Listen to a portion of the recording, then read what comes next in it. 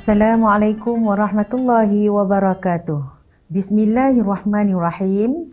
Alhamdulillahi nahmaduhu wa nasta'inuhu wa nastaghfiruhu wa natubu ilaih wa na'udzu billahi min syururi anfusina wa min sayyiati a'malina may yahdihillahu fala mudhillalah wa may yudlilhu fala hadiyalah.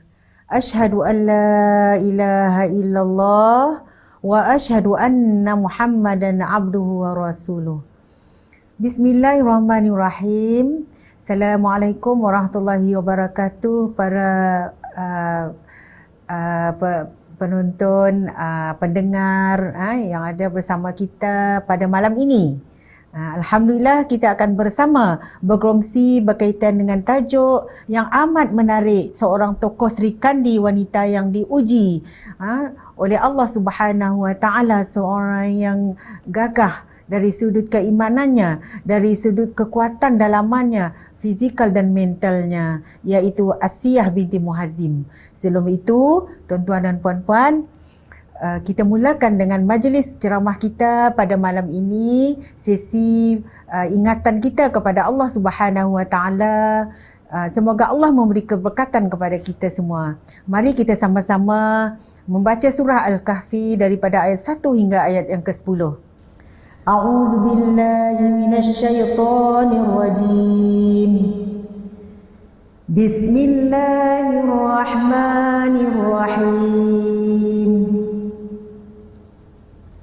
Alhamdulillahilladzi anzala ala 'abdihil kitaba wa lam yaj'al lahu 'iwaja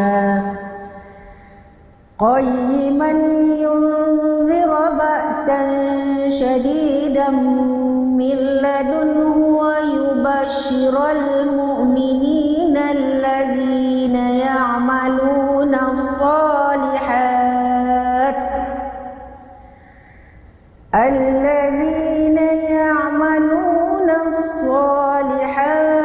anna lahum ajran hasana makithina fihi abada wa yunzira alladhina qalu ittakhadha Allahu walada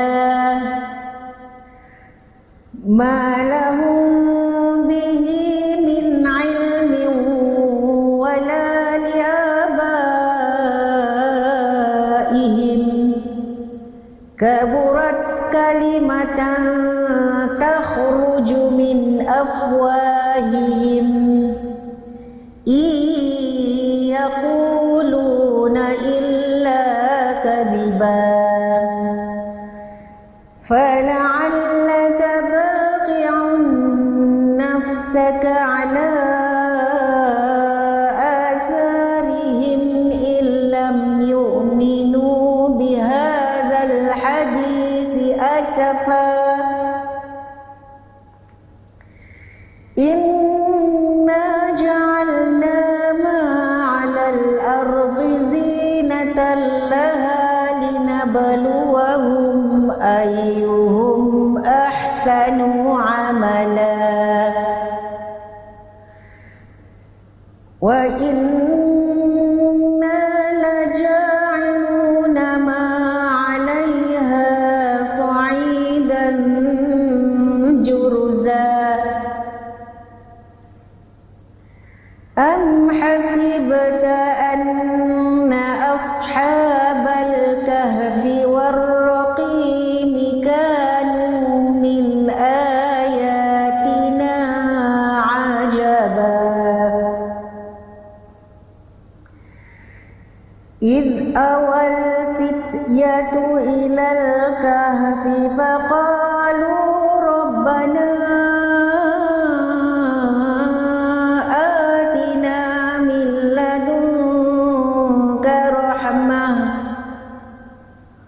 وهيئ لنا من أمرنا رشدا Sadaqallahul azim.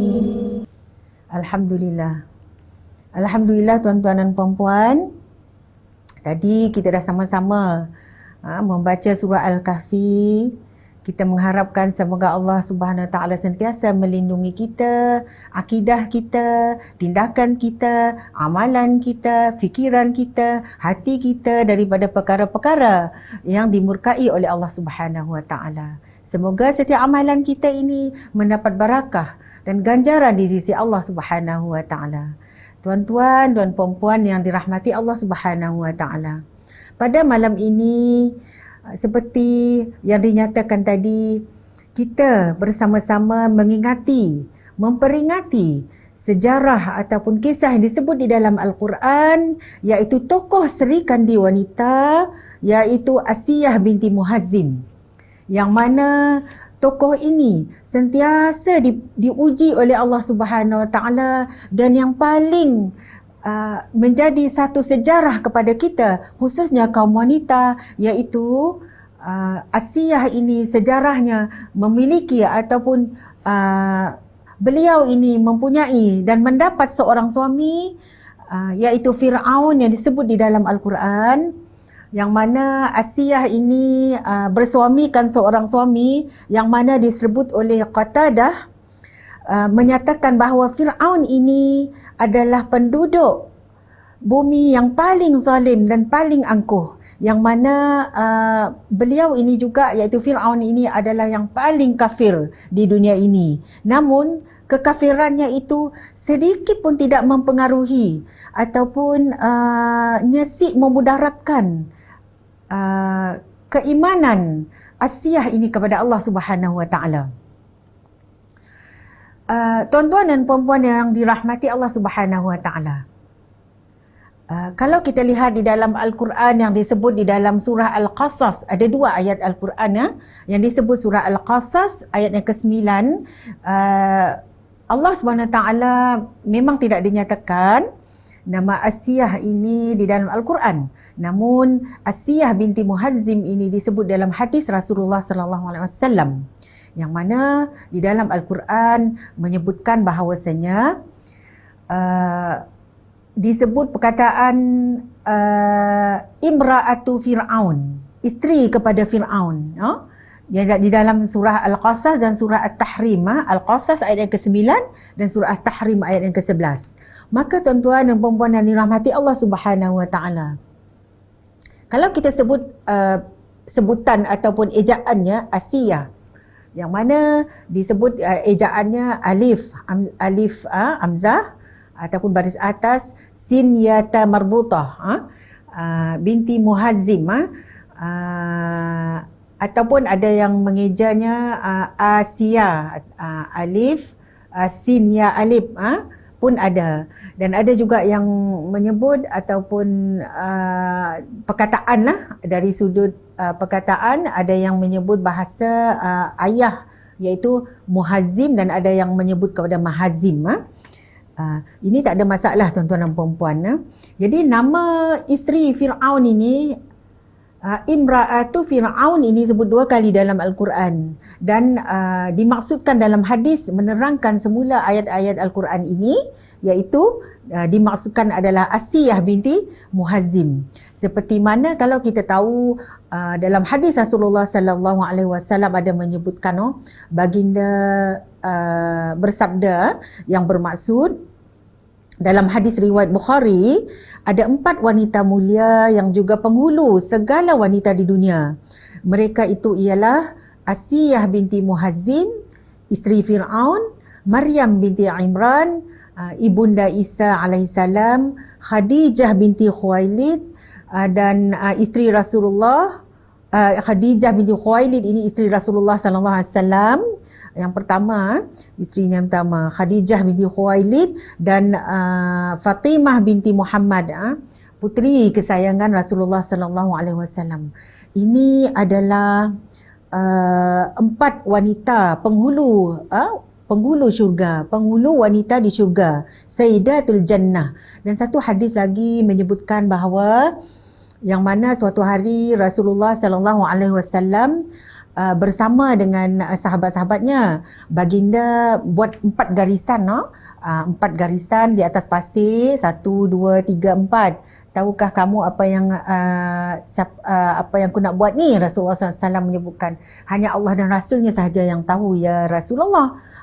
Rasulullah memberitahu bahawa inilah 4 penghulu wanita syurga, Sayyidatul Jannah, iaitu ditulis yang pertama sekali, ni ditulis garisan, 4 garisan. Yang pertama ini adalah Khadijah binti Khuwailid. Kemudian yang keduanya iaitu Fatimah binti Rasulullah sallallahu alaihi wasallam. Kemudian yang ketiga dalam garisan tersebut Rasulullah tulis Asiyah binti Muhazzim, dan yang keempatnya adalah Maryam, iaitu Maryam binti Imran, ibunda Isa alaihi salam. Maka dalam riwayat ini disebutkan bahawa mereka inilah yang mana wanita Sri Kandi yang disebut di dalam hadis Rasulullah SAW yang akan menjadi penghulu syurga dan dijamin syurga ke atas mereka ini. Asiyah ini adalah simbol teladan bagi wanita yang beriman, yang mana beliau ini, Asiyah ini, tetap mempertahankan keimanannya. Kenapa dijamin 4 orang ni yang disebut oleh Rasulullah penghulu syurga, perempuan dan tuan-tuan sekalian? Pastilah setiap ada satu ganjaran itu, pastilah mereka telah melalui sesuatu yang amat susah payahnya untuk mendapat sesuatu itu. Pastinya setiap kejayaan yang kita kecapi itu bukan dilalui dengan senang lenang, tuan-tuan dan puan-puan. Ini adalah gambaran kejayaan, kemenangan, kebahagiaan, ketenangan di kemudian hari yang kita dapat adalah bermulanya daripada ranjau dan onak duri yang kita hadapi di dunia ini, yang mana Allah Subhanahu Wa Taala beri ganjarannya di kemudian hari. Inilah yang kita ambil iktibar daripada kisah Asiyah binti Muhazzim ini. Akan saya ceritakan seterusnya nanti. Okey, dan seperti yang disebutkan tadi, iaitu saya ambil sedikit dalam kisah ini, Asiyah binti Muhazzim ini, kita tahu tadi, iaitu wanita yang beriman, isteri kepada Fir'aun, walaupun suaminya merupakan seorang raja, seorang suami yang amat zalim, angkuh dan sombong. Namun itu tidak menggugat keimanan Asiyah sebagai isteri, seorang isteri yang taat kepada Allah Subhanahu Wa Taala. Dan yang keduanya diceritakan tadi, yang disebutkan dalam hadis Rasulullah SAW ini, iaitu penghulu syurga, iaitu wanita penghulu syurga, iaitu Maryam, simbol wanita yang ibadahnya, ketinggian darjatnya di sisi Allah Subhanahu Wa Taala, ketakwaannya di sisi Allah Subhanahu Wa Taala, yang mana Maryam ini mampu memelihara kesucian dirinya dan kehormatan dirinya ketika mengabdikan dirinya kepada Allah Subhanahu Wa Taala. Dan yang ketiga, secara ringkas saja memberitahu 4 wanita ini. Khadijah iaitu simbol kepada isteri yang setia, yang mana Khadijah ini tidak ibunda Khadijah ini binti Khuwailid tidak mengenal penat dan lelah mendamping suaminya dalam menegakkan panji-panji kebenaran yang ketika itu amat cabaran amat tinggi dan getir sekali, khususnya untuk termasuklah lelaki, sama ada wanita ataupun lelaki ketika itu. Dan yang akhirnya iaitu Fatimah ananda Rasulullah sallallahu alaihi wasallam, simbol dimensi wanita yang solehah, anak yang solehah dan taat kepada kedua ibu bapanya, taat kepada ayahandanya, isteri yang setia kepada suaminya, yang mana juga ibu yang bijaksana dalam memelihara dan membesarkan anak-anaknya. Jadi demikianlah antara profil wanita, kalau kita lihat wanita muslimah yang mewarnai pentas dunia dengan ketenangan mereka, kemesraan, kesejahteraan mereka tunjukkan di dunia, dan sehinggalah ke akhirat nanti syurgalah balasan bagi mereka ini. Okey, tuan-tuan dan puan-puan yang dirahmati Allah Subhanahu Wa Taala. Kembali kita dengan kisah Asiyah ini yang disebut di dalam Al-Quran, walaupun namanya tidak disebut dalam Al-Quran tetapi banyak disebut dalam hadis Rasulullah sallallahu alaihi wasallam. Jadi dalam Al-Quran tadi dia menyebutkan dalam ayat surah At-Tahrim dan surah Al-Qasas. Jadi kita lihat bagaimana Fir'aun ini, sejarah asal usul bolehlah diceritakan sedikit walaupun tidak diceritakan di dalam Al-Quran secara detail. Asal usul Asiyah ini, namun banyak diriwayatkan oleh ulama kita berdasarkan juga hadis Rasulullah sallallahu alaihi wasallam, dan kalau kita lihat cerita-cerita daripada kaum Bani Israel, yang mana juga banyak diceritakan dalam tafsir-tafsir Al-Quran, jadi yang menceritakan bagaimana asal usul Asiyah ini, dan tafsir kebanyakannya menceritakan bahawa Asiyah ini iaitu berasal daripada sama kaumnya dengan kaum Nabi Musa alaihissalam, iaitu dari Bani Israel. Ada yang kata Asiyah ini adalah makcik sebelah bapa. Maksudnya makcik sebelah bapa kepada Musa alaihissalam. Itu ada setengah pandangan yang mengatakan seperti itulah. Walau bagaimanapun, yang pastinya bahawasanya Asiyah ini adalah seorang wanita yang lahir daripada keturunan orang kaya-kaya. Orang yang senang, tuan-tuan dan puan-puan. Tapi beliau telah membuang kesenangan tersebut untuk mengejar iman kepada Allah Subhanahu Wa Taala. Inilah keimanan Asiyah ini yang menjadi contoh kepada kita di dunia yang mana masih kita tinggal di dunia sehingga sekarang ini. Tuan-tuan dan puan-puan yang dirahmati Allah Subhanahu Wa Taala. Kesabaran Asiyah ini. Kesabaran Asiyah ini jelas terselah yang boleh menjadi panduan dan pedoman bagi kita semua. Daripada Asiyah ini sebelum berkahwin ataupun selepas berkahwin, kesabarannya tetap sentiasa bersama Asiyah. Asiyah ini juga seorang yang bijak mengatur dan seorang yang bijak menyelesaikan masalah. Beliau adalah juga seorang yang penasihat kepada suaminya. Tuan-tuan dan puan-puan yang dirahmati Allah. Sebelum Asiyah ini berkahwin dengan Fir'aun, diceritakan bahawa setelah Fir'aun ini kematian isterinya, maka Fir'aun lalu mengutus seorang menteri bernama Haman untuk meminang Asiyah ini. Dan apabila Haman ini datang berjumpa dengan orang tua Asiyah ini, maka orang tua Asiyah ni, kedua bapanya pun bertanya kepada Asiyah, bagaimana Asiyah, sudikah anak anda mengahwini Fir'aun ini? Maka Asiyah menjawab, bagaimana saya sudi menikahi Fir'aun ini? Kerana dia terkenal dengan raja yang ingkar kepada Allah Subhanahu Wa Taala. Maka Haman kembali kepada Fir'aun, dan alangkah marahnya Fir'aun mendengar daripada Haman penolakan Asiyah ini. Berani Asiyah ni menolak permintaan raja. Maka Fir'aun suruh dia bawa seretkan Asiyah itu dan dia nak hukum Asiyah ini. Maka menyusul setelah mendengar daripada Asiyah ini yang tidak mahu menerima lamaran Fir'aun, maka Fir'aun memasukkan kedua ibu bapa Asiyah ini ke dalam penjara. Setelah ibu bapanya dimasukkan dalam penjara, maka Asiyah pun datang melihat keadaan kedua ibu bapanya, dan Fir'aun membawa Asiyah ke penjara tempat orang tuanya dikurung. Tuan-tuan dan puan-puan yang dirahmati Allah Subhanahu Wa Taala, kita kenal pribadi Asiyah ini seorang yang amat belas kasihan, amat menyayangi dan mengasihi serta menghormati kedua orang tuanya. Maka Asiyah ini serba salah. Dia tak menyebabkan situasi ini menyebabkan dia berfikir, adakah dia hendak menerima atau tidak lamaran Fir'aun ini.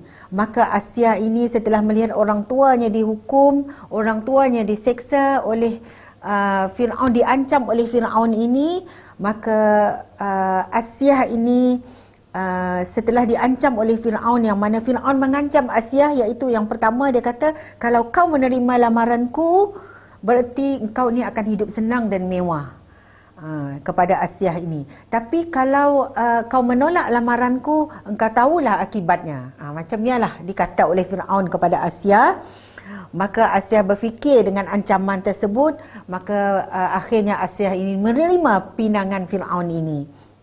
Menerima pinangan Firaun ini, yang mana Asiyah ini memberi syarat kepada Firaun, sekiranya aku menerima pinangan tersebut, aku nak yang pertama iaitu aku nak engkau bebaskan orang tuaku ini dan buatkan sebuah rumah untuk kedua orang tuaku ini, yang mana rumah yang indah dan lengkap dengan perabotnya. Dan yang keduanya, Asiyah mau dan memberikan syarat kepada Firaun supaya terus menjamin kesihatan kedua orang tuanya dan makan minum, disediakan makan minum pada orang tuanya, untuk memelihara orang tuanya itu dan dijamin keselamatan kedua orang tuanya. Maka Firaun pun setuju dan Asiyah bersedia menerima lamaran sebagai isteri Firaun. Jadi disingkatkan cerita, tuan-tuan dan puan-puan yang dirahmati Allah Subhanahu Wa Taala, yang mana hiduplah Firaun. Di sinilah bermulanya hidup Asiyah bersama Firaun yang ingkar kepada Allah Subhanahu Wa Taala, seorang raja yang mengaku dirinya sebagai Tuhan dan tidak mengaku Allah Subhanahu Wa Taala itu sebagai Tuhan Rabbnya.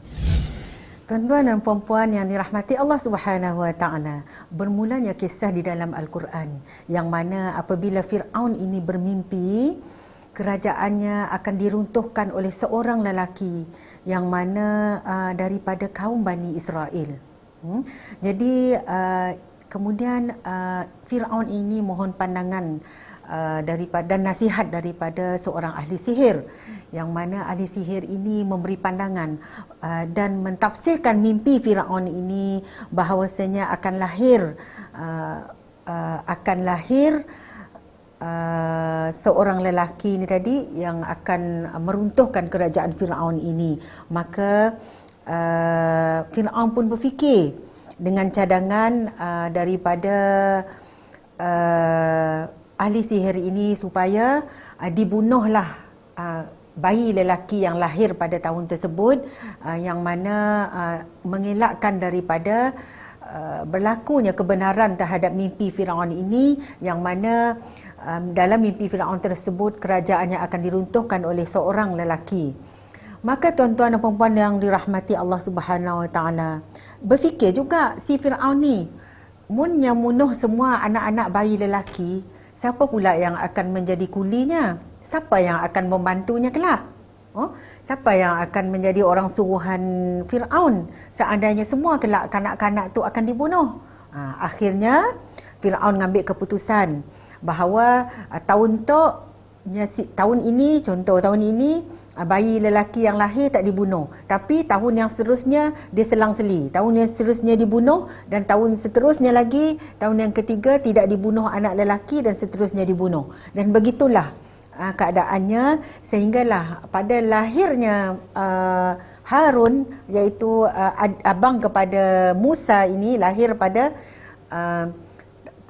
tahun yang dia tidak dibunuh. Tetapi Musa yang lahir setelah itu adalah lahir pada tahun yang semua kanak-kanak lelaki yang lahir pada tahun tersebut dia diperintahkan oleh Firaun untuk dibunuh.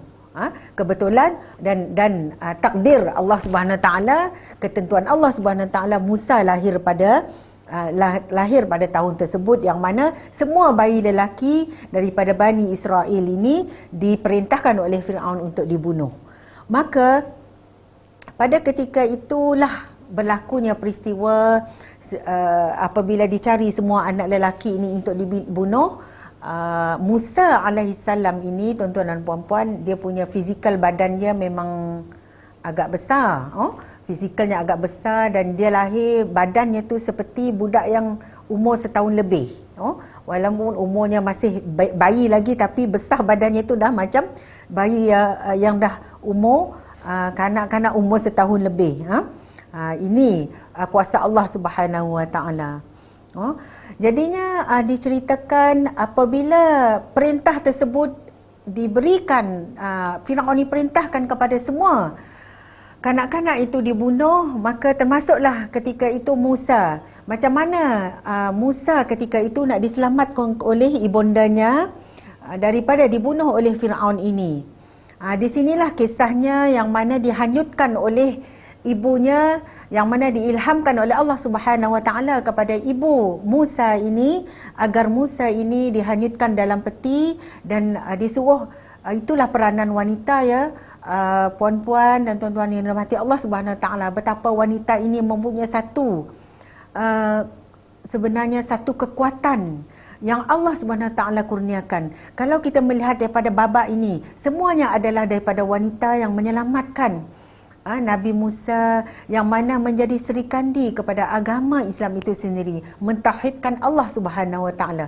Daripada ibu Musa itu sendiri menyelamatkan anaknya, sehinggalah diberikan ilham oleh Allah Subhanahu Wa Taala agar anaknya itu dihanyutkan di dalam peti, dan kakaknya ketika itu disuruh oleh ibunya tadi, diamanahkan ibunya untuk ikut ajak sini perginya peti tersebut, sehinggalah diambil kakaknya juga, itu seorang wanita, dan diambil oleh pekerja ataupun orang suruhan Asia ketika itu yang bekerja di istana, untuk dia jumpa peti itu hanyut, maka disuruh oleh Asia ambil. Rupanya ada jumpa seorang bayi di dalam peti tersebut, sehinggalah diambil dan diselamatkan oleh Asia, dijadikannya sebagai anak angkat. Juga seorang wanita, puan-puan dan tuan-tuan yang dirahmati Allah Subhanahu Wa Taala. Nah, kita lihat sekarang yang mana bila diambilnya peti tersebut, Asia ini jugalah yang memujuk suaminya, tuan-tuan dan puan-puan yang dirahmati Allah Subhanahu Wa Taala. Di sini Allah nak tunjukkan kita bagaimana sebenarnya kekuatan yang ada pada wanita itu, yang memelihara, yang boleh membantu sebenarnya dan mempunyai kekuatan yang tinggi dalam mempertahankan akidah kepada Allah Subhanahu Wa Taala itu. Yang mana di sini bila mana disisahkan dalam Al-Quran ayat yang ke-9 surah Al-Qasas, berkatalah isteri Firaun ini, aku nak jadikan anak ni anak angkat. Dia beritahu pada Firaun, adalah ia ini menjadi penyejuk mata hatiku, penyejuk mata hati bagiku dan bagimu. Janganlah kamu membunuhnya. Mudah-mudahan ia bermanfaat kepada kita dan kita ambil ia sebagai anak. Sedangkan mereka tidak menyedari. Itu adalah kuasa Allah sebenarnya, yang mana Allah nak menyelamatkan Musa alaihissalam, perjalanan yang telah diatur oleh Allah Subhanahu Wa Taala. Maka ada tafsiran yang menyebutkan, pandangan ulama menyebutkan daripada hadis Rasulullah sallallahu alaihi wasallam, ketika mana Asia ini menyebut bahawasanya penyejuk mata bagiku dan bagimu, mudahan semoga dia memberi manfaat kepadaku, semoga anak ini akan memberi manfaat untukku dan juga untukmu. Kalau kita lihat di sini, sedangkan Firaun berkata, sesungguhnya bagi kamu ya, tetapi bagi aku tidak, kata Firaun. Jadi hadis Rasulullah SAW menyebutkan, seandainya Firaun menyebut ya seperti isterinya, maka Firaun ini ia akan menjadi orang yang beriman. Tetapi Firaun tidak, tuan-tuan. Dia tidak menyebutkan ya. Dia kata sesungguhnya anak ini nanti akan menjadi permata hatimu. Bukan, maksudnya tidak memberi manfaat kepadaku, hanya memberi manfaat kepada isterinya, Asia itu. Jadi sebenarnya hakikatnya di sini, tuan-tuan dan puan-puan, ayat ini memberitahu kepada kita juga di sini bahawasanya lisan itu, pengajaran ayat Al-Qasas ayat yang ke-9 ini memberitahu kepada kita bahawasanya berhati-hati kita dengan lisan kita. Seperti mana Firaun ini, ayatnya itu telah menyebutkan menolak hidayah dengan lisannya. Jadi kita berhati-hati dalam lisan kita, walaupun hanya gurauan. Jadi kita perlu menyebutkan sesuatu yang baik saja, berfikir yang baik saja, berkata yang baik saja. Semoga Allah memberi manfaat daripada perkataan kita yang baik-baik tersebut. Allah akan memberi manfaat daripada fikiran kita yang baik-baik tersebut. Begitu juga dengan anak. Jika kita memiliki anak contohnya, zuriat dan keturunan itu serosak ataupun bagaimana keadaan sekalipun anak tersebut, janganlah kita mengucapkan perkataan yang tidak baik, kerana ia merupakan satu doa seperti mana yang disebutkan oleh Fir'aun ini tadi, yang mana yang menyebutkan bahawa bila Asiyah kata jangan engkau membunuhnya, mudah-mudahan ia akan bermanfaat untukku dan juga untukmu. Tapi Fir'aun madah, ia bermanfaat untuk kau, bukan untuk aku. Tengok kata-kata Fir'aun ini akhirnya memberi kesan pada dirinya sendiri. Jadi bisikan kebaikan seorang isteri itu, tuan-tuan dan puan-puan, memberi satu kesan yang amat dahsyat mempengaruhi seorang suami. Bagaimana isteri itu dapat menaklukkan hati suaminya daripada seorang zalim yang membunuh semua kanak-kanak lelaki ketika itu bayi yang baru lahir. Akhirnya dia ambil seorang lelaki ini, bayi lelaki ini, untuk menjadi anak angkatnya, yang dia rasa seperti mana disebut oleh Asiyah ini memberi manfaat untuk Asiyah ini tadi. Dia sanggup, dia terima daripada permintaan seorang isteri yang mampu melembutkan hati seorang suami, dan dengan peranan Asiyah ini dapat mengurangkan kejahatan seorang suami yang zalim sekali yang hidup pada zaman tersebut. Jadi inilah peranan seorang wanita dalam ayat tersebut. Okey, tuan-tuan dan puan-puan yang dirahmati Allah Subhanahu Wa Taala, dalam peristiwa tersebut, dalam ayat surah At-Tahrim pula menyebutkan, kalau kita melihat Allah Subhanahu Wa Taala menyebutkan doa daripada Asiyah ini, sebenarnya cetusan daripada doa Asiyah kepada Allah Subhanahu Wa Taala. إذ قالت رب ابن لي عندك بيتا في الجنة ونجني من فرعون وعمله ونجني من القوم الظالمين.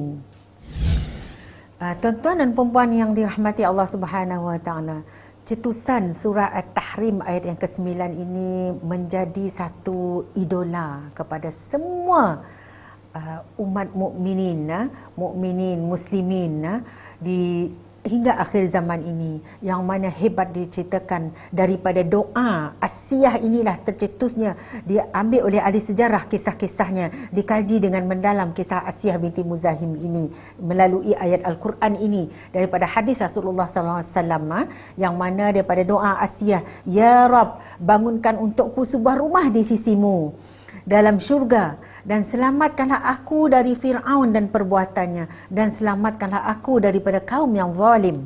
Surah At-Tahrim ayat ke-11 yang berbunyi, idh qalat rabbi bni li 'indaka baitan fil jannah wa najjini min fir'aun wa 'amalihi wa najjini minal qaumi zalimin. Surah At-Tahrim ayat yang ke-11. Maka kenapa berlakunya ataupun tercetusnya peristiwa doa Asiyah ini, yang mana kisah yang amat hebat menjadi contoh dan tauladan kepada kita, kekuatan seorang wanita yang berdoa kepada Allah Subhanahu Wa Taala ketika dia hebat diseksa oleh suaminya sendiri dan oleh orang suruhan suaminya. Tuan-tuan dan puan-puan yang dirahmati Allah Subhanahu Wa Taala, bermula daripada kisah Musa ini, yang mana dipelihara oleh Asiyah menjadi anak angkatnya sehinggalah Musa alaihissalam membesar. Dan Asiyah ini memang pada awalnya lagi telah beriman kepada Allah Subhanahu Wa Taala, dan sehinggalah Musa alaihissalam ini dilantik sebagai rasul yang menjadi utusan Allah Subhanahu Wa Taala, yang mana menyeru Fir'aun ini agar beriman kepada Allah Subhanahu Wa Taala, dan orang-orang ketika itu beriman kepada Allah Subhanahu Wa Taala, yang mana antara yang beriman kepada Allah Subhanahu Wa Taala ketika itu juga adalah orang pekerja kepada istana, iaitu tukang sisir ataupun tuan sikat rambut kepada anak Fir'aun itu sendiri, yang diberi nama Masyitah. Kalau kita lihat Masyitah ini maksudnya tukang sisir rambut lah. Dalam ayat kalau disebut dalam bahasa Arab, maksudnya iaitu tukang sikat rambut. Jadi bila mana peristiwa Masyitah ini, kalau kita lihat dalam sejarah, Masyitah ini bila mana suatu hari sedang menyikat rambut anak Fir'aun ini, Ketika itu perempuan dan tuan-tuan yang dirahmati Allah Subhanahu Wa Taala, Asiyah ini berimanlah dengan Allah, tetapi Asiyah ini merahsiakan daripada Firaun. Tetapi entah macam mana peristiwa ini, setelah mungkin bergolong-golonglah rambut anak Firaun tu, agak sukar sikit untuk disikat, maka jatuhlah sikat sehingga Asiyah menyebut nama Bismillah. Maka ditanya oleh anak Firaun ni, siapa yang kau sebut nama tadi? Wahai Masyitah. Maka Masyitah pun menjawab, sesungguhnya itu adalah dia adalah Allah, Tuhanku dan Tuhanmu. Kalau macam tu, kamu tidak menganggap ayahku Firaun itu sebagai Tuhan lah. Maka Masyitah menjawab, sesungguhnya itu Allah adalah Tuhanku. Maka marahnya anak Firaun ini, dan dia kata, dia ugut kepada Masyitah ini, kalau macam tu aku nak madah dengan bapakku, katanya. Kau beriman kepada yang lain daripada bapak aku. Okey, Masyitah pun menjawab, padahlah dengan bapak, bagi tahu dengan ayahmu bahawasanya Allah itu adalah Tuhannya dan Tuhan aku dan Tuhannya juga. Maka dipanggillah, setelah dia mengadu kepada ayahnya, maka dipanggillah Masyitah itu kepada Firaun. Bila dipanggil Masyitah menghadap Firaun, maka Masyitah mengaku kepada Firaun bahawasanya ya, betul seperti yang diberitahu oleh anakmu, bahawasanya sesungguhnya Allah itu adalah Tuhan Rabbku juga Rabbuka, Tuhanku dan juga Tuhan kamu.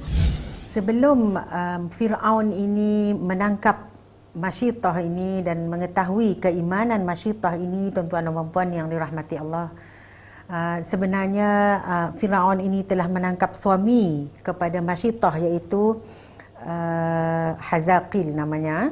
Hazaqil yang mana diketahui Hazaqil ini beriman selain daripada Firaun ini setelah seorang ahli sihir Firaun ini mengaku dia beriman, ataupun dia telah dilihat oleh Firaun tentang keimanannya tidak kepada Firaun. Akhirnya Firaun menangkap ahli sihir ini untuk dibunuh.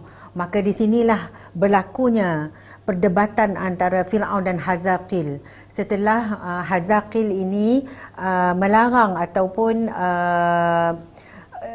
Hazaqil ini tidak bersetuju dengan perbuatan Firaun ini untuk menghukum ahli sihir tersebut. Setelah berlaku perdebatan antara Hazaqil dan Firaun ini, akhirnya Firaun pun tahu, di situlah dia dapat kesan bahawasanya Hazaqil ini telah beriman selain daripada Firaun. Saat itulah Firaun pun memberi pengajaran kepada orang lain juga pada Hazaqil.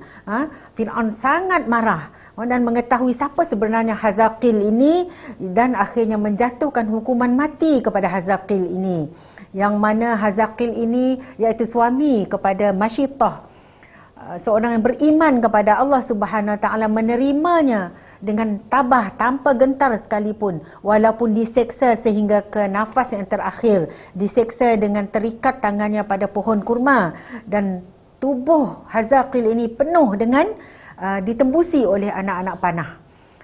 Ini adalah suami Masyitah.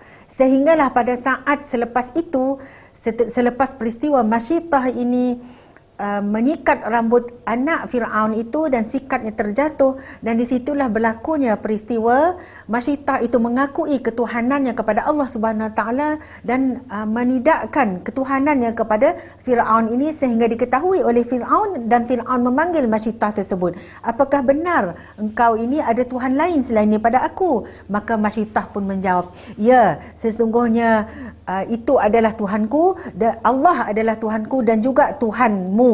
Kemudian Firaun sangat marah mendengarkan daripada apa penerangan daripada Masyitah tersebut. Akhirnya telah menghukum Masyitah dan anak-anak Masyitah, yang mana Firaun telah memerintahkan tenteranya menyediakan sebuah kawah yang besar dengan penuh dengan minyak yang panas, dan di situlah satu persatu anaknya dibaling di dalam kawah yang panas tersebut, dipenuh berisi dengan minyak, dan anaknya menjadi melecur dan hancur di dalam minyak tersebut, sehinggalah yang terakhirnya adalah Masyitah sendiri dan yang sedang mengendong dan menyusukan bayinya. Ketika itulah Masyitah telah berfikir, teragak-agak apabila melihat kepada keadaan wajah bayinya. Amat kesian dengan bayinya ketika itu. Tuan-tuan dan puan-puan, ketika itulah kuasa Allah Subhanahu Wa Taala. Allah memberi keupayaan dengan izin Allah. Bayi yang kecil, bayi yang baru lahir tersebut berucap, pandai bercakap di hadapan juga Aisyah, di hadapan Asiyah juga ketika itu dia berkata sesungguhnya syurga menunggumu, memberitahu ibunya Masyitah ketika itu. Setelah Masyitah mendengar daripada mulut bayinya, maka Masyitah tanpa teragak-agak lagi untuk mengambil keputusan turut terjun di dalam kawah tersebut bersama anak-anak yang lain. Hancur leburlah kulit dia bersama bayi-bayi tersebut. Dan satu kuasa Allah Subhanahu Wa Taala ketika itu diriwayatkan dan diceritakan bahawa setelah semua anak-anak termasuk Masyitah hancur lebur di dalam kawah tersebut, terciumlah satu bau wangi yang amat semerbak sekali pada ketika itu.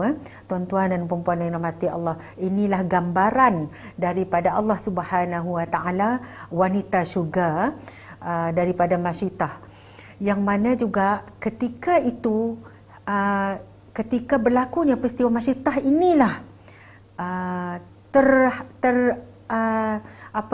terbukanya rahsia Asiyah ini beriman kepada Allah Subhanahu Wa Taala. Ketika inilah Asiyah mengakui dirinya beriman kepada Allah dan tidak beriman kepada Fir'aun ini. Sangat marah Fir'aun mendengarkan pengakuan daripada Asiyah, yang mana ketika itu Asiyah seorang yang amat belas kasihannya, seorang perempuan ataupun seorang wanita yang amat penyayang, menghalang Fir'aun daripada membunuh Masyitah dan bayinya ini. Sesungguhnya Masyitah dia kata, Asiyah memberitahu kepada Fir'aun, sesungguhnya aku juga beriman kepada Allah Subhanahu Wa Taala. Maka ketika itulah Fir'aun amat marah, sehingga setelah Masyitah dibaling di dalam kawah yang besar tersebut dan hancur bersama anak-anaknya yang lain, maka Asiyah ketika itu diikat dan dihukum, diletakkan di panas matahari, dijemur di atas matahari dan diletakkan batu yang besar di atas kepala, di atas badan, di atas perut Asiyah ketika itu. Hari demi hari Asiyah tanpa diberi makan, tanpa diberi minum, di atas terik panas matahari, yang mana Asiyah ketika itu di atas padang pasir. Hari pertama dia tengok Asiyah ni masih lagi tidak mengakui Fir'aun ini sebagai Tuhan. Dan seterusnya, hari kedua pun sama. Hari ketiga pun sama. Asiyah ini digambarkan oleh Allah Subhanahu Wa Taala syurga di hadapannya. Fir'aun pun hairan. Kenapa makin diseksa, semakin hari makin lemah, makin hari makin lemah, tapi Asiyah ni semakin senyum. Tuan-tuan dan puan-puan yang dirahmati Allah Subhanahu Wa Taala, inilah gambaran Allah Subhanahu Wa Taala yang mana Allah tunjukkan kepada Asiyah ketika dia hebat merasai kesakitan ketika itu. Asiyah digambarkan syurga oleh Allah Subhanahu Wa Taala, yang mana Asiyah ini akan dimasukkan ke dalam syurga dan akan duduk di dalam syurga dengan penuh kenikmatan dan penuh kebahagiaan dan rasa di situ, kesenangan dan ketenangan di akhirnya nanti penghidupan akhir, maksudnya di penghidupan akhirat nanti. Jadi di sinilah kuasa Allah Subhanahu Wa Taala. Melihatkan Asiyah ini tersenyum dan tanpa ada merasa kesakitan sedikit pun, maka semakin marahlah Fir'aun ketika itu. Okey, tuan-tuan dan puan-puan yang dirahmati Allah Subhanahu Wa Taala, dimulailah siksaan Asiyah ini. Maka Fir'aun tadi memerintahkan memasang tonggak, diikat kedua kaki dan tangan Asiyah ini dengan ikatan dengan tali guni yang diriwayatkan oleh ulama, diriwayatkan berdasarkan hadis Rasulullah SAW dan pandangan ulama ketika itu siksaan Asiyah yang amat berat. Namun dengan iman dan hati yang tulus yang menimpanya tidak setanding dengan siksaan, yang mana imannya tetap teguh dengan Allah Subhanahu Wa Taala. Di ketika itulah Asiyah berdoa kepada Allah Subhanahu wa taala, Rabbi bnili 'indaka baitan fil jannah. Ya Allah, ya Tuhanku, aku mohon bangunkanlah sebuah rumah di sisiku, rumah untukku di dalam syurga. Dia minta kepada Allah ni ketika dia menahan kesakitan ini. Wa najjini min Fir'aun. Dia minta, dan aku mohon selamatkanlah aku daripada Fir'aun. Wa amalihi wa najjini min qaumi zalim, dan daripada amalan ataupun daripada perbuatan Fir'aun ini. Mohon dijauhkan daripada seksaan ataupun perbuatan Fir'aun ini, serta aku mohon selamatkan aku daripada kaum yang zalim. Ini adalah doa Asiyah, yang mana Allah sebenarnya hakikat yang menunjukkan kepada kita, ya tuan-tuan dan puan-puan, betapa kehebatan doa ini memberi kekuatan kepada kita.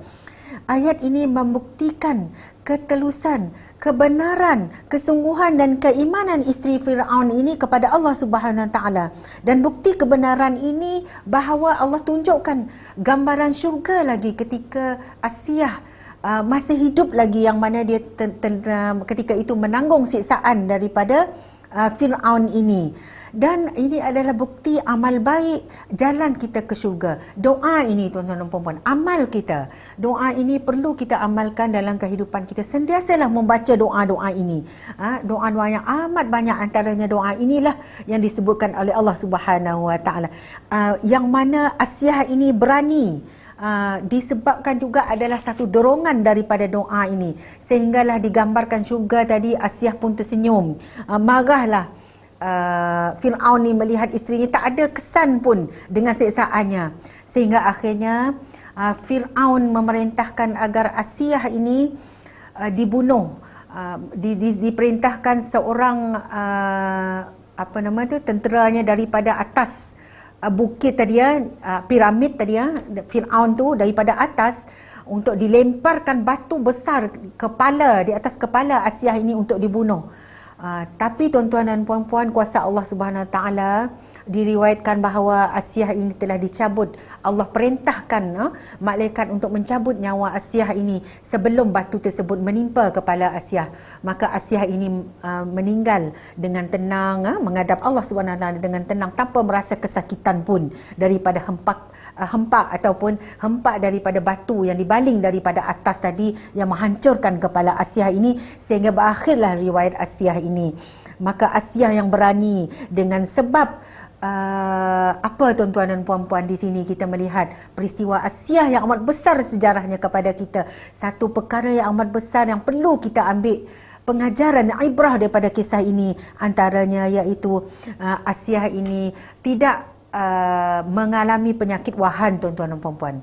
Penyakit wahan ini amat berbahaya kepada kita, iaitu hubbud dunya wa karahiyatul maut, iaitu cintakan dunia, takutkan mati.